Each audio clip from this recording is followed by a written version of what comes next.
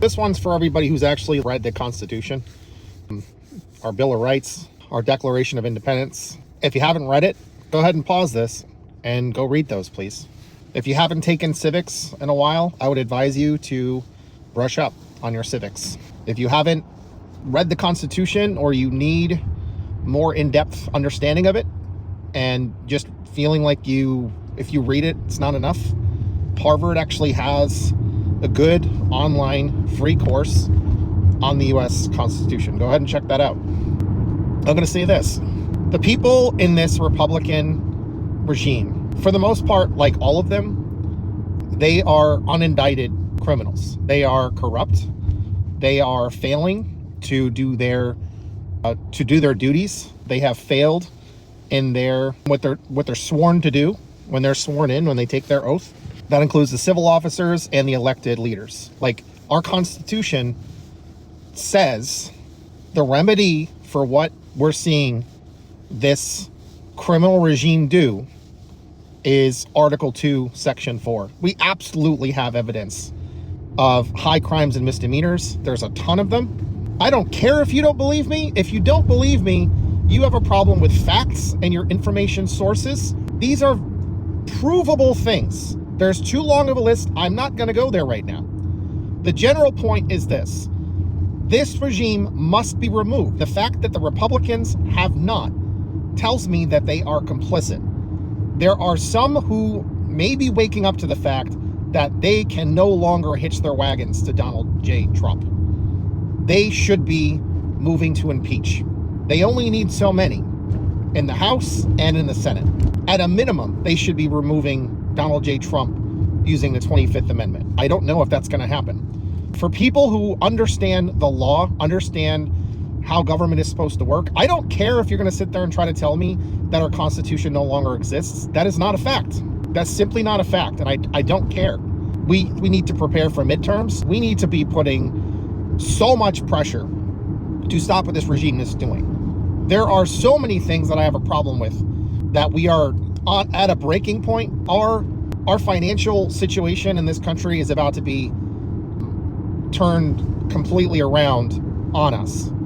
Like, the provocations with Greenland and basically abandoning NATO could very well result in other countries just selling the U.S. bonds, just offloading them. If they sell off our debt, which could be a massive hit to our economy, send inflation through the roof, because the value of the dollar would drop to practically zero in moments. If you don't understand how bad this is, you have the illegal actions by ICE, DHS, and CBP, Customs and Border Patrol, and HSI. Again, I don't care if you buy the bullshit that these people are selling you. Greg Bovino and Tom Homan and Kristi Noem and Stephen Miller, any of these people, they are lying. They've been caught lying in courts. They're caught lying when we have the video from multiple angles. A woman was murdered in cold blood. It was clear as day. Anybody who argues otherwise is lying. They're un-American. They're a traitor. You should not be defending criminal behavior that is completely unwarranted. It completely violates procedure. Cops have come out and said, you don't stand in front of a fucking car and you don't fire into a car. There was no reason to do that. There was no threat to the officer, who's not authorized at all to instruct citizens of the United States. ICE has no jurisdiction on U.S. citizens. None. They don't. What's happening to people are clear violations of constitutional rights. We all have due process rights. What they're doing to protesters, and there's nothing wrong with protesting. It is a constitutional right to address grievances with our government. The problem is what ICE has done, what CBP has done. They have unlawfully detained people, kidnapped people, human trafficked people, renditioned them to concentration camps. They have sold them for slave labor, kept them for illegal slave labor. They've sold them off for slave labor in places like Sudan. People have died in ICE custody. People get disappeared. If people don't get their name when they're taken, we don't find them again. Like, this is worse than Nazi Germany. And I'm not exaggerating, not even slightly. The tools being used right now are the same ones that IDF used against people in Gaza. That was a genocide. That's an ethnic cleansing. It's the same exact thing here. We have eugenics happening here with the fascists in charge using their little Nazi secret police Gestapo force. It is not normal to have masked officers who refuse to identify themselves. It is not normal for people to take people away without actually having a judicial warrant. You cannot do that. You cannot, they are not permitted to take someone and kidnap them. It is kidnapping if it is done unlawfully. And again, I don't care about your opinion. I don't. People were sent to CCOT in other places illegally. It was proven in court. They have lost so many court battles. Bovino has been caught being a proven liar. Kristi Noem in hearings has been caught being a proven liar. Stephen Miller, J.D. Vance, they're both full of shit on the law. These people do not have absolute immunity. They have some version of qualified immunity, but that is only when they are actually acting lawfully, and they don't. This is not about immigration enforcement. It is not. It is intimidation. It is setting up a paramilitary force that answers only to Donald J. Trump, and they're treating, J.D. Vance is trying to treat this as if they have the same immunity as Trump does, which is also bullshit, because Trump is only covered when he is doing things with the lawful that he has as president, and he hasn't been. He has done a whole mess of corrupt shit. I think there's clear evidence that he's a traitor and he's committed treason. Jack Smith can attest to that. He's going to be doing that tomorrow in a public hearing. He's gonna reveal a whole mess of evidence, but that's that old stuff. That's not even covering what's been going on. So I want people to stand up. I want people to treat this government as if it's illegitimate. I want you to be ungovernable. I want you to get out there and make good trouble. Be careful. Make measured decisions. People should be doing nonviolent protests. That does not just mean that we blow whistles. That does not just mean that we give these people space to do crimes in our communities. We stand up for each other and we make good trouble. You take that as far as you want to. Be careful. Recognize that if you are going to be disruptive, if you're going to be doing anything that ISIS vehicles or ISIS persons, make your choices. I'm not encouraging anybody to do anything that them at risk. Everybody takes measured risks in this kind of, but the farther this progresses, the harder it's going to be. The general rule of thumb is we are never more powerful than we are right now, and we will lose power as this progresses. If we do not step back or step up, it will get harder and it will get worse and more people will be hurt. This regime is unpopular around the world. I don't think this regime has anywhere near as much support as what it looks like online and what it looks like in the polls. I don't buy the polls. I think the polls are being gamed. And I do also want to say this. The moderates are a fucking problem. They're just as bad as the fascists, if not worse. People like Cory Booker, people like Gavin Newsom, people that are going to sit there and try to act like they're saying something when they're not. People that are going to sit there like Kamala Harris, same problem. I'm sorry, libs, you guys are a big part of the problem. You guys keep getting in the way of the people that you should be listening to and the people that you should be looking up to and you should be supporting, leading this effort. People that are social, democratic socialists, progressives, people that are further left, even socialists. You should be getting behind them because these people are the ones that actually answer the needs of the people. If we do not improve the material conditions for people, you will get a fascist again, and the fascist will be worse next time because the system has been catastrophically damaged. It is not time for people to sit there and try to maintain the status quo that is so goddamn broken and will not satisfy anybody, and it just creates a space for someone worse. That is why I say you cannot support these corporate establishment Democrats. People like, in the vein of Hillary Clinton, in the vein of Debbie Wasserman Schultz, or any of these other that were handled by AIPAC. People need to be oppositional to the Epstein class. They need to be oppositional to the very powerful corporations. They need to basically have the position of, listen, I don't see the Republican Party as a legitimate party anymore when they have fully revealed themselves as the enemy of the people. They are domestic terrorists. ICE are domestic terrorists. Kristi Noem, Stephen Miller, Tom Homan, Donald J. Trump, J.D. Vance, who am I missing? Pam Bondi, Kash Patel, Dan Bongino. This whole goddamn regime, they are domestic terrorists. They are a threat to the American people. They are fascists.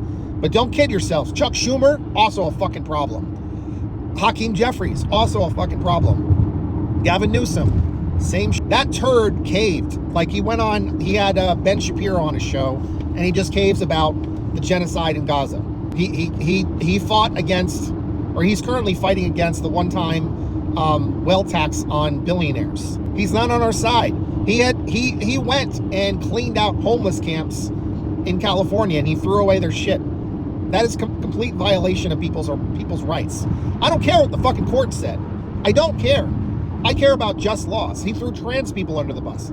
We need people that stand 10 toes down for human rights. And we need people that actually talk about amnesty. Amnesty, immigrants should not be, like people that have not committed violent crimes in this country, that are not in the system for that kind of stuff. Like we can talk about people that have committed violent crimes. I don't have a really much issue with people facing deportation if that's the case. I mean, you can make a debate about that. It depends on the situation, because some people might have committed a violent crime, self-defense, and that stuff does happen. Like, sorry, but I have the perspective. Like my works for used to work for the New York State Division of Prevention of Domestic Violence. I know there's been plenty of women that have been in situations where the way that they had to defend themselves is something that people would not look favorably. Others might understand because of that situation. So self-defense, believe in self-defense. So I don't have like a full, use our judgment on that kind of stuff.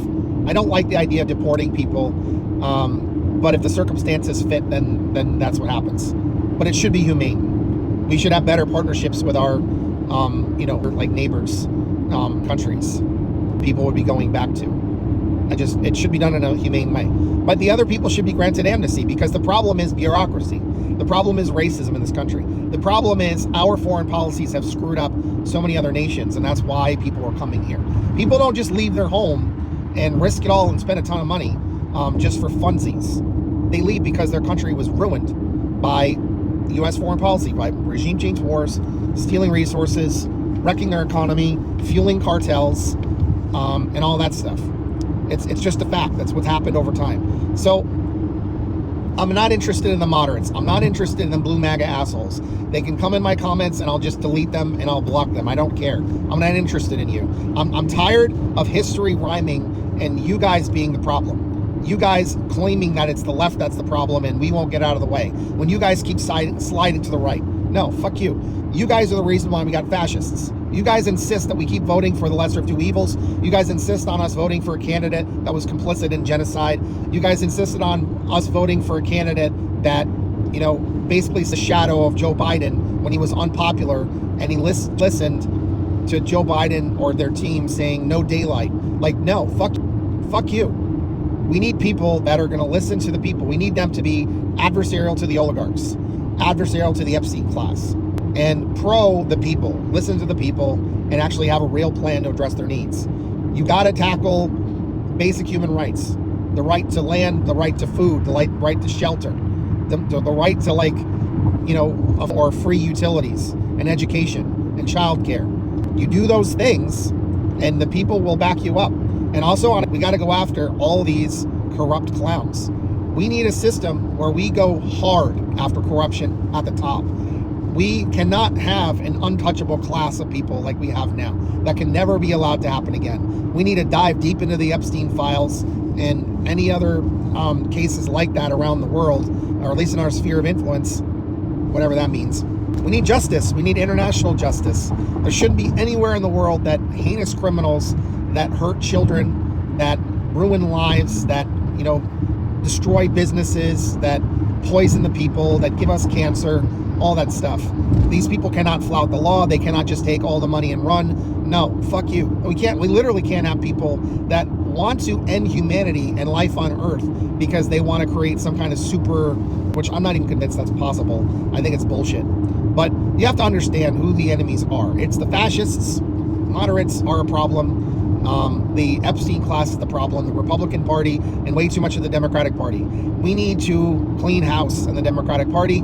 I mean, honestly, if it was possible, I don't know how he would do it, but we need to get money out of politics, and I would say abolish them, have some kind of different system. And we need to protect ourselves from the harms that this system has produced. Which, you can go back to the original construction of our documents, which were written by people that owned slaves and committed genocide, and we're perfectly fine with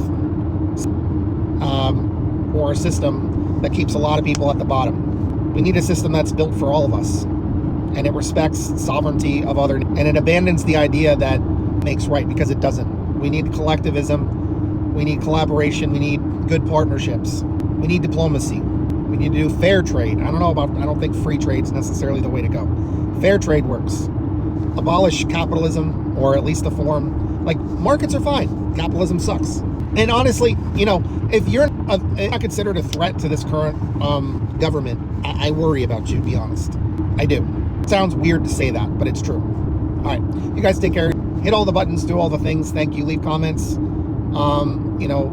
Please have a look at my other content.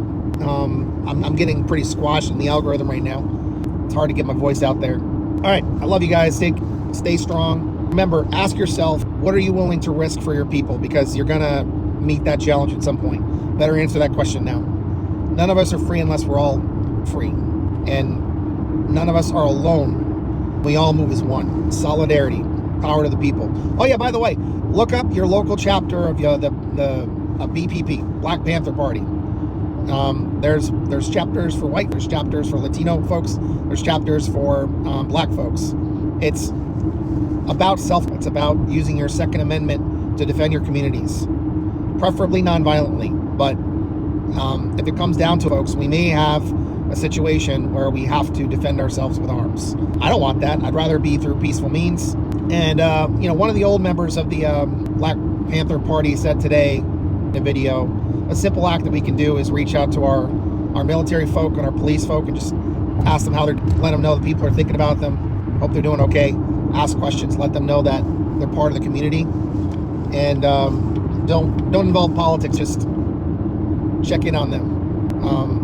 I thought that was an interesting point, because I know there's been a lot of history with adversarial relationships with people with the authority to hurt their community members, and it's a real question about how much they protect us. But for the ones that do, it's a good thing, right? We got to look out for each other, and that means everybody. So that's kind of like a real rainbow coalition. I don't know. What do you guys think? I think, I like that I've been in the movement for longer than I have. That sounds weird. I mean, always for the people, always. I put my life on the line as a measure of that, and I still speak up, put myself at risk. And I'm trying to do the right thing for people in my community, always. All right, guys, take care of yourselves.